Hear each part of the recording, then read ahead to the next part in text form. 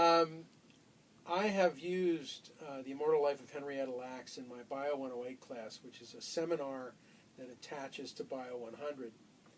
And, and of all the books I've ever used, the one that the students like the most, and I've used it 3 times now, is The Immortal Life of Henrietta Lacks. Most of these students are not biology majors. They are from majors all across the university. They are honors students from all kinds of different disciplines.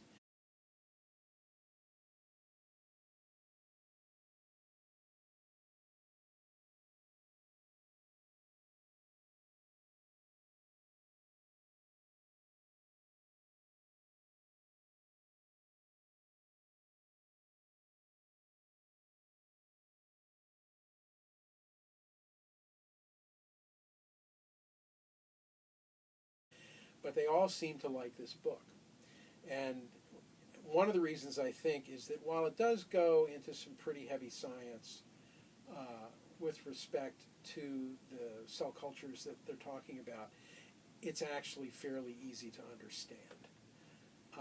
And they can understand what they need to understand about it. The first part of the book mostly talks about the initiation of the HeLa cell line, which for a while there they called the woman who donated these cells Helen Lane. It was a complete pseudonym.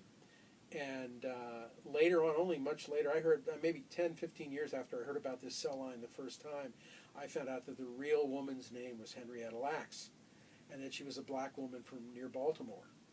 And this really, is what I think interests students, because there's a whole backstory to this cell line that is intriguing and socially relevant.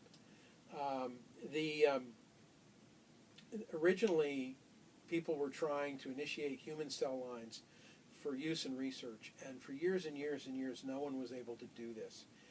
But at Johns Hopkins, there was a clinic for poorer people, and back then, you didn't have to sign waiver forms for people to take samples. They just basically, the doctor asked for the sample and you gave the sample. And in this particular case, the man who initiated the sample, whose name was George Guy,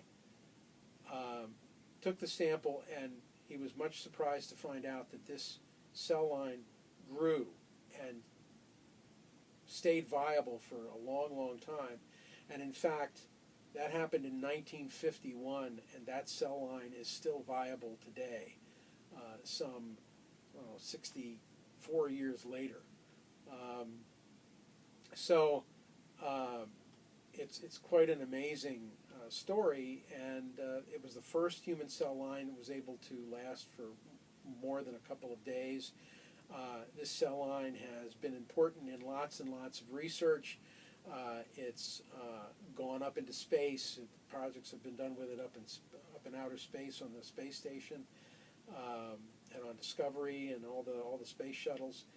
So it's a really important cell line, and has been important in all kinds of research. I think it was important in, if I remember correctly, a number of different vaccines. I think it played a role in polio vaccine. It was instrumental in learning about cancers, because it is, after all, a cancer cell, because it came from a cervical tumor in this woman, Henrietta Lacks. And it's been a tremendously successful cell line. It's actually been problematic as well, because it's contaminated other cell lines. It was discovered at one point. So that part of the story is intriguing in and of itself. But then you find out about the author, who was also intrigued by this cell line, and further intrigued by where the cell line came from, this woman and her family, Henrietta Lacks and her family. And she got to know the family and talked about their situation. They had no conception of what had gone on with the cell line. They were unaware of it for a long time, and when they were finally made aware of it, they actually thought their mother was alive somewhere, which of course wasn't true, but, well, in the way it was, I guess, her cells were still alive. And someone's calculated that mass-wise, there's more of Henrietta Lacks on the planet now than there ever was when she was alive. So in a way, they're right. She's still around.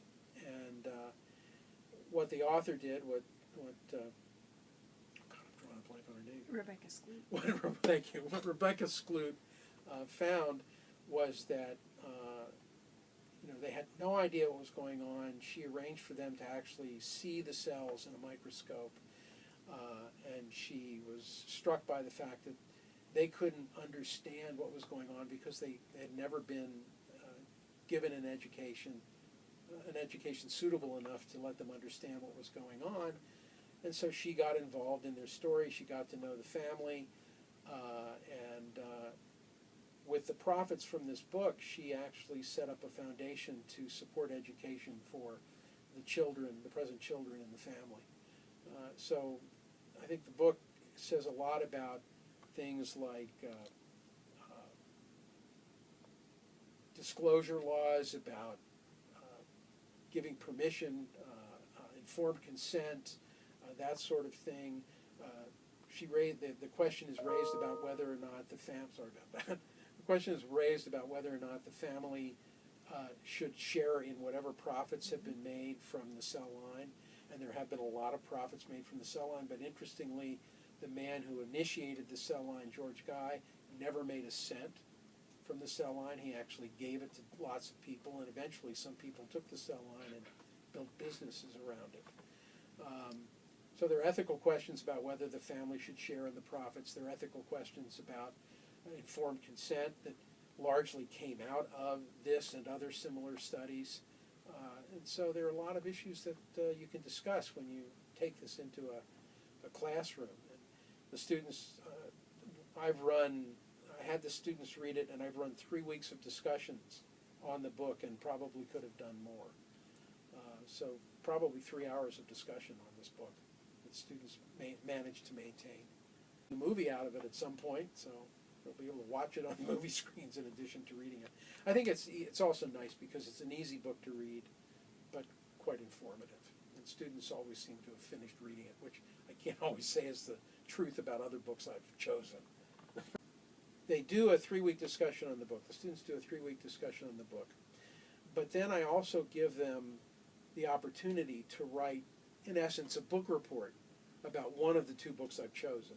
And I have to say that 95% of the time, the book they choose to write the report on is the Henrietta Lacks book.